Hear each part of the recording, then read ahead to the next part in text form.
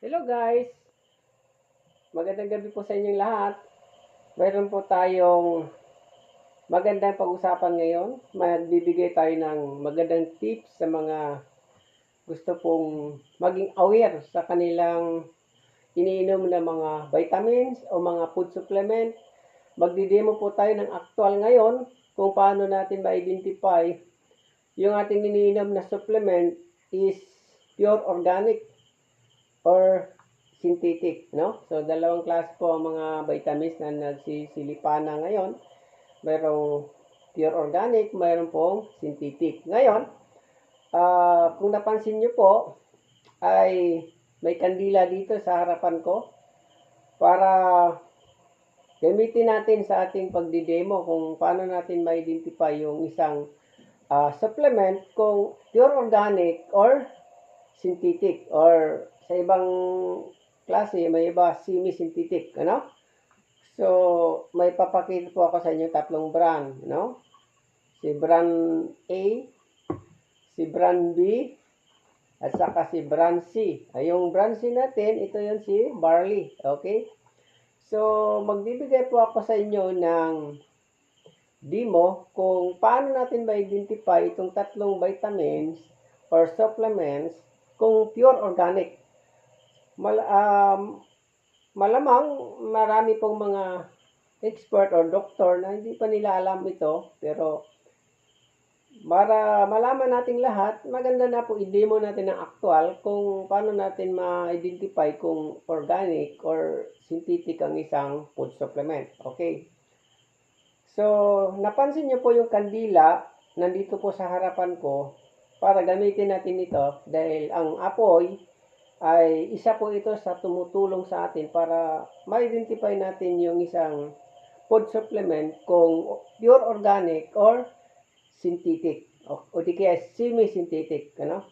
So, ano pong masama kung organic? Anong maganda kung organic? Ano pong masama kung hindi organic or synthetic? Mamaya pag-usapan natin mamaya yan, no? Okay? So, magdidemo tayo. Simulan natin ang ito, si brand A. Okay? Huwag na nating pangalanan kasi sa protection din po ng company. Okay? Tingnan natin kung papasa yung kanyang food supplements, no? Kuha lang kayo ng kutsara at ilagay nyo po sa dulo ng kutsara ang powder. Okay? Konti lang. And then, susunugin nyo po. Okay? Susunugin nyo. Okay? Konti lang para madali masunog. Ayan. Hintayin natin ng konti. Ayan. So, malapit na po siyang maging baga. Okay? Malapit na siya magbaga.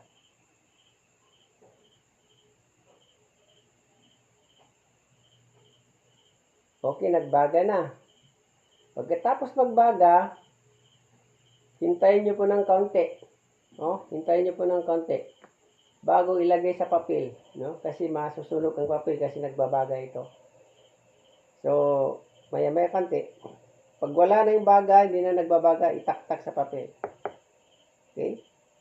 Ngayon, pag taktak mo sa papel, may daliri tayo, isalatin po natin, diinan natin ng husto at ikalat. Kung magaspang, okay, kung magaspang, synthetic po. Okay? So, ito ang ating sinampol ni brand A, may pagka-semi-synthetic, hindi siya pure synthetic, you know? Kasi may konting gaspang, no? O, dito naman tayo sa brand B. Testing natin. Hindi natin pangalan yung pangalan ng company kasi protection po. Okay, binalutan ko nga yung label, oh. Okay. Magsunog tayo uli para makita natin kung pasado siya sa organic. Okay, ilagay natin ulit. Okay. So, ito. Hintay-hintayin lang ng konti. Ilang segundo lang naman ang sunog nito.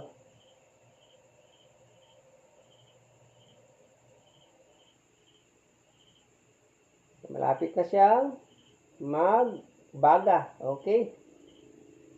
Ayan, nasunog na siya. Ayun, nasunog na siya.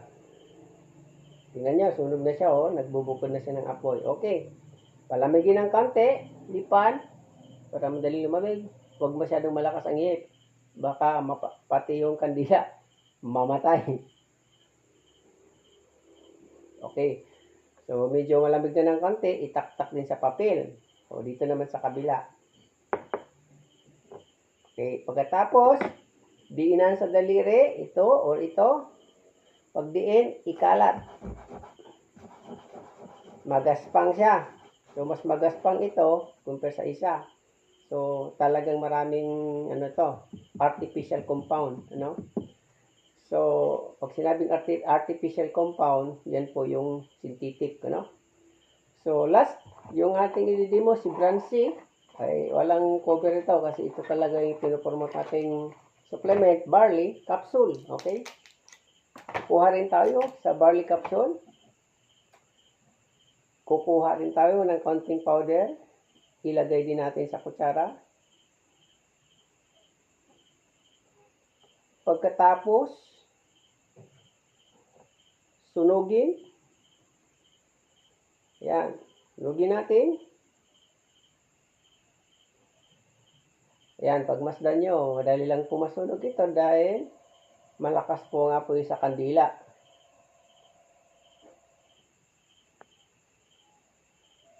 Ayan, nagsisimula na siyang magbaga. Ayan, umapoy na siya. O, tingnan mo, nagsisiparit na yung apoy. So, mas madali pong nasunog itong barley kasi pure organic. No? Okay, sunog na siya. And then, palamigin natin ng konti. Okay? Hipan natin ng konti para madaling lumamig. Huwag malakas. Baka mapadpad yung abo niya. Ayan, medyo malamig na. Ang gawin natin, itaktak natin ulit dito naman sa dulo. Taktak natin. Okay? Pagkatapos itaktak natin, may daliri tayo, diinan natin. Pag dininan natin na smooth, hindi siya magaspang, pure organic po siya. Okay, diinan natin.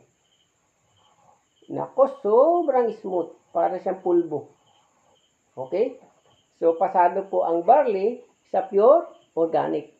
Ano pang maganda kapag pure organic? Ito po ang madaling ma-absorb ng ating sistema kasi madali lang po itong ma-breakdown ng ating liver. Hindi mahihirapan ng ating kidney, liver, at yung iba't ibang mga ugat natin, hindi yan magkakabara-bara kasi maliit po yung molecules niya. In short, nasusunog siya. So, kapag organic, safe na safe tayo sa ating apdo, kidney, at atay. At hindi yan magkakaroon ng problema sa ating dugo. So, itong dalawa, hindi naman siya pure synthetic. May halo lang po siyang synthetic. Pati ito. Okay? So, mag-ingat po tayo sa iba't ibang mga ginagamit nating food supplement. Kasi madali pong maglagay ng label dito na organic. Pero, kung itry mo sa apoy, hindi po mapasa. Magaspang siya, hindi nasusunog. Okay? Papansin niyo po ang barley. May nakalagay po sa barley na BioGrow. So, pag sinabing BioGrow, organic talaga, Hindi ginagamitan ng artificial chemicals, Natural talaga ang ginagamit ng mga chemicals, So, hindi talaga gumagamit ng mga artificial sinasabi nila mga fertilizer, Mga pure organic talaga ang ginagamit natin mga pataba sa ating halaman na barley. Okay? So, hindi ko napabain. Ngayon lang ako magpakilala sa inyo. I'm Arman Tejada, isang naturopathy doctor or sa ibang word is herbalist doctor na nagsasabi sa inyo na maraming salamat sa inyong panunood sa maikling demo ito. So, thank you very much.